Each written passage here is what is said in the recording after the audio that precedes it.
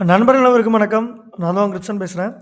நம்ம போன வாரத்துக்கு முந்தின வாரம் கோல்டு வந்து ஒரு ஸ்பின்னிங் டாப் ஃபார்ம் ஆகி ஃபாலோ ஆகும் அப்படின்னு சொல்லியிருந்தோம். அதே மாதிரியே நம்ம ட்ராப் பண்ண ரெசிஸ்டன்ஸ் ஜோன் வரைக்கும் போயிட்டு நம்மளோட ட்ரெண்ட் லைன் நம்ம ட்ராப் பண்ண ட்ரெண்ட் லைன் ஒபே பண்ணி மார்க்கெட் வந்து கிளியரா ஒரு ஃபால் ஆகி நம்மளோட ப்ராஃபிட் ஜோனுக்கு வந்திருக்கு. இந்த ப்ராஃபிட் வந்து அப்படியே கன்டின்யூ ஆகுமா அப்படிங்கிறது தான் இந்த வீடியோல தெளிவா பார்க்க போறோம். அண்ட் தென் நம்ம இடையிலே ஒரு கிளியரா அப்டேட் குடுத்திருந்தேன். நம்ம மார்க்கெட் வந்து ஒரு ஃபேக்கா ஒரு பிரேக் அவுட் ஃபார்ம் ஆகும் அப்படின்னு. அதே மாதிரியே நம்ம ட்ராப் பண்ண ட்ரெண்ட் லைன ஒபே பண்ணி ஒரு ஃபேக்கான பிரேக் அவுட் குடுத்திருக்கு. ஸோ அப்கமிங் வீக்ஸ்ல கோல்டு வந்து இப்படி ஃபாலோ ஆயிடுமா?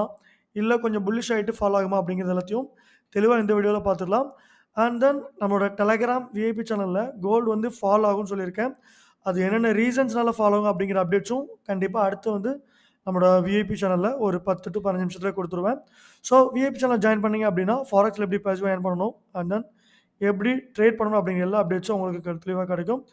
இப்போ தான் நீங்க முதல் முறையா நம்மளோட வீடியோஸ்லாம் பார்க்குறீங்க அப்படின்னா, மறக்காம சப்ஸ்கிரைப் பண்ணிக்கோங்க. ஸோ சப்ஸ்கிரைப் பண்றது மூலமா நான் உங்களுக்கு அடுத்து குடுக்குற அப்டேட்ஸ் எல்லாமே தெளிவா கிடைக்கும். சரி வாங்க, கோல்டு வந்து இந்த இடத்துல இருந்து ஒரு ஸ்ட்ராங்கா ஃபாலோ ஆகுமா? இல்ல நம்மளோட ட்ரெண்ட் லைன ஒபே பண்ணிட்டு ஒரு டீடைல்டு ப்ரொஜெக்ஷனா பார்த்துடலாம். ஸோ கோல்டு மார்க்கெட்ட பொறுத்தளவுக்கு நமக்கு எந்தவித கரெக்ஷன்ஸுமே இல்ல. நம்ம லாஸ்ட் வீக் ட்ராப் பண்ண மாரி நம்மளோட ட்ரெண்ட் லைன ஒபே பண்ணி ஒரு ஃபேக் பிரேக் அவுட் குடுத்து, அகைன் நம்மளோட ப்ராஃபிட் ஜோனுக்கு மார்க்கெட் கிளியராவே மூவ்மெண்ட் ஆயிருக்கு. இப்போ வந்து லாஸ்ட் வீக் முந்தின வீக் குடுத்த அனலைசிஸ் வந்து ரொம்பவே பக்கா ஒர்க் ஆயிட்டு இருக்கு. அதில என்னென்ன கரெக்ஷன்ஸ் இருக்கு, அதில என்னென்ன அப்டேஷன் இருக்கு அப்படிங்கிறது தான் இந்த வீடியோல பார்க்க போறோம். ஸோ என்னென்ன ரீசன்ஸ்னால ஃபால் ஆக போகுது அப்படிங்கிறத தெளிவா சொல்லப் போறேன். எல்லா வீடியோலும் எண்ட் ஆஃப் த இடையில தான் நமக்கு வந்து ஃபால் ஆகுமா, புல்லிஷ் ஆகுமான்னு சொல்லுவேன். ஸோ இந்த வீடியோல வந்து மார்க்கெட் கண்டிப்பா ஃபால் தான் ஆக போகுதுங்கிறது தெரிஞ்சிருச்சு. ஸோ என்னென்ன ரீசன் அப்படிங்கிறத மட்டும் நான் வந்து தெளிவா சொல்லப் போறேன். அண்ட் தென் ஒரு சப்போர்ட் ரெசிஸ்டன்ஸ் டெக்னிக்கலாவும் சரி, ஃபண்டமெண்டலாவும் சரி பார்க்க போறோம். அண்ட் தென் முதல்ல பார்த்தோம் அப்படின்னா, நம்ம டே ஃப்ரேம் எடுத்துக்கலாம். மார்க்கெட் கிளியரா ஒரு ஃபால் ஆச்சு. அதோட ப்ரொஜெக்ஷன் பார்க்கும்போது, இந்த இடத்துலருந்து ஒரு மார்க்கெட் கிளியரா ஒரு ஃபால் ஆகி, ஒரு புல்லிஷ் ஆகி ஃபால். இந்த இடத்துல வந்து மார்க்கெட் ஒரு கன்சாலிடேஷன் ஆச்சு. ஏன் கன்சாலிடேஷன் ஆச்சு அப்படிங்கிறது எல்லாமே தெளிவா பார்க்க போறோம். ஸோ மார்க்கெட்ட பொறுத்தளவுக்கு கிளியரான ஒரு டவுன் ட்ரெண்ட். ஸோ நம்ம ஸ்விங் ஹையா இருந்தது 1986.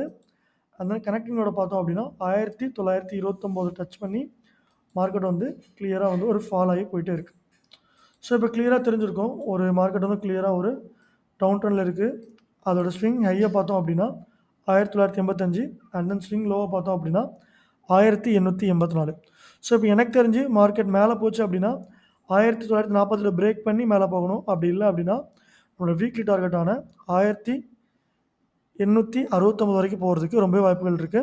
ஸோ ட்ரேடிங் முடியறதுக்கு இன்னும் 2 நாள் இருக்கு. புதன், வியாழன், வெள்ளி தான் இருக்கு. 2 நாள்ல கூட மார்க்கெட் நல்லாவே ஃபாலோ ஆகுறதுக்கு வாய்ப்புகள் இருக்கு.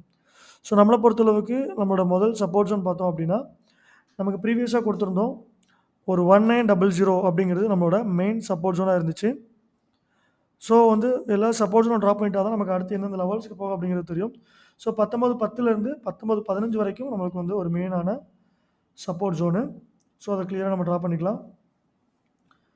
மார்க்கெட் இந்த ஜோனையும் பிரேக் பண்ணி கீழ போச்சு அப்படின்னா, நம்மளோட 2 வீக்ஸ் 2 வாரமாவே நம்மளோட டார்கெட்டா இருக்கிறது 1950.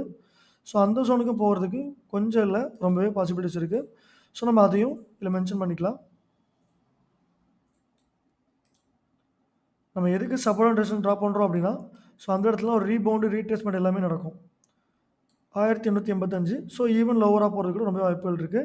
அண்ட் நம்மளோட முதல் ரெசிஸ்டன்ஸ் ஜோன் சப்போர்ட் ட்ரா பண்ணியாச்சு. ரெசிஸ்டன்ஸ் ஜோன் பார்த்தோம் அப்படின்னா, நமக்கு லாஸ்ட் வீக் ஹையா இருந்த 1954 அப்படிங்கிறது நம்மளோட main resistance zone. So trend line zone வந்து நமக்கு 1949 இருக்கு.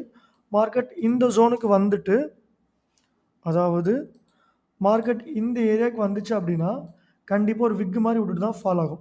ஸோ அதனால நம்மளோட ரெசிஸ்டன்ஸ் ஜோன ஈவன் நம்ம கொஞ்சம் ஹையரா வச்சுக்கலாம். நம்ம ஏன் ஹையரா வச்சிருக்கோம் அப்படின்னா, ஸோ அதுதான் நம்மளோட ஸ்டாப் லாஸ் ஜோன். ஸோ அதனால 1949 வைக்காம, நம்ம வந்து 1900 ஸ்விங் ஹையான 1955 வந்து நம்மளோட ரெசிஸ்டன்ஸ் ஜோனா வச்சுக்கலாம்.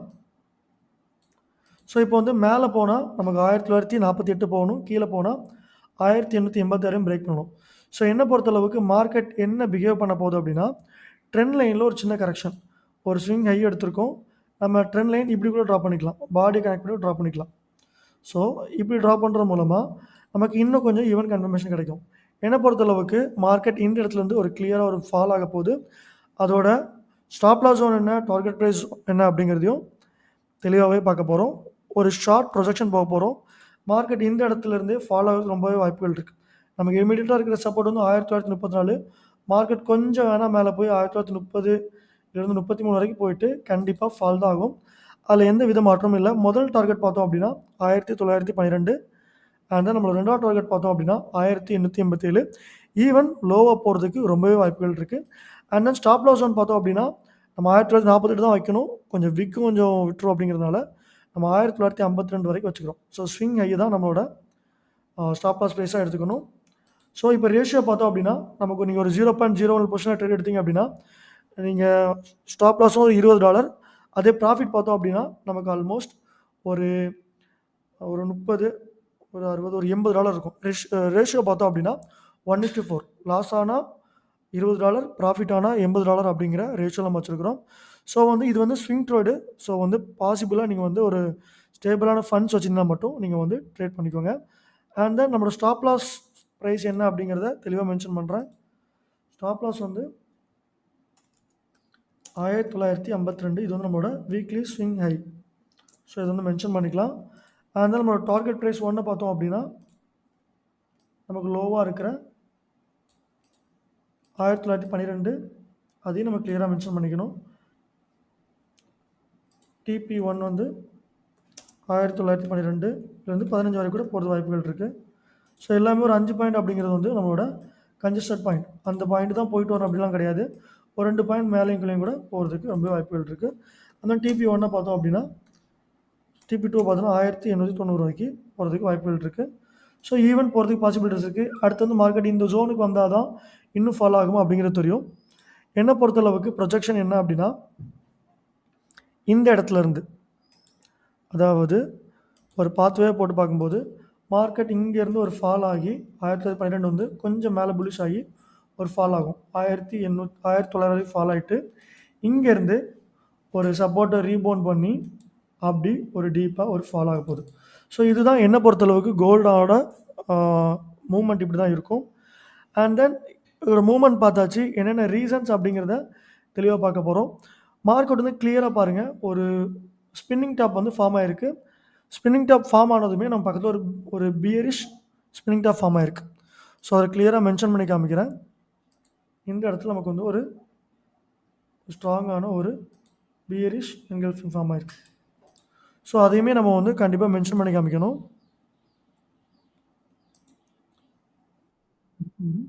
பியரிஷ் ஸ்பின்னிங் டாப் ஆல்மோஸ்ட் நம்ம பெரிஷ் ஸ்பின்னிங் டாப் கன்ஃபர்மேஷன் வச்சு தான் மார்க்கெட்டே மூவ் பண்ணிக்கிட்டு இருக்கோம். நம்ம bearish spinning top. So bearish spinning top வந்து நமக்கு இந்த ஜோனில் வந்ததுனால மார்க்கெட் வந்து ஒரு கிளியராக ஒரு ஃபால் ஆக போகுது. ஆனால் இன்னொரு ரீசன் என்ன அப்படின்னா மார்க்கெட் வந்து கிளியராக ஒரு ஃபேக் பிரேக் அவுட் கொடுத்து நம்ம ட்ரெண்ட் லைனை ஒபே பண்ணியிருக்கு. ஸோ அதையும் நம்ம கண்டிப்பாக இதில் மென்ஷன் பண்ணியே ஆகணும்.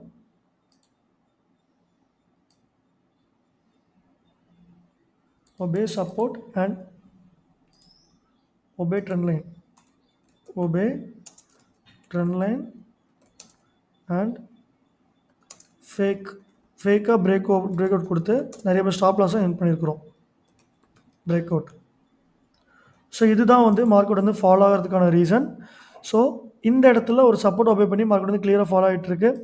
ஸோ சிம்பிளாக சொல்லிட்டேன், ரொம்ப டீட்டெயில் எக்ஸ்ப்ளனேஷனாக போகலை. இன்னும் 2 நாள் தான் இருக்குது. அந்த 2 நாளில் பாசிபிலிட்டிஸ் மாறுறதுக்கு நிறைய வாய்ப்புகள் இருக்குது.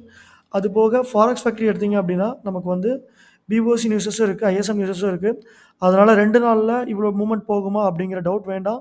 மார்க்கெட்டை பொறுத்தளவுக்கு எப்போ வேணாலும் என்ன வேணாலும் நடக்கலாம்.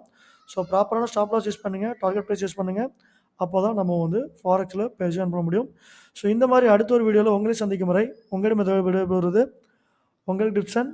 நன்றி, வணக்கம்.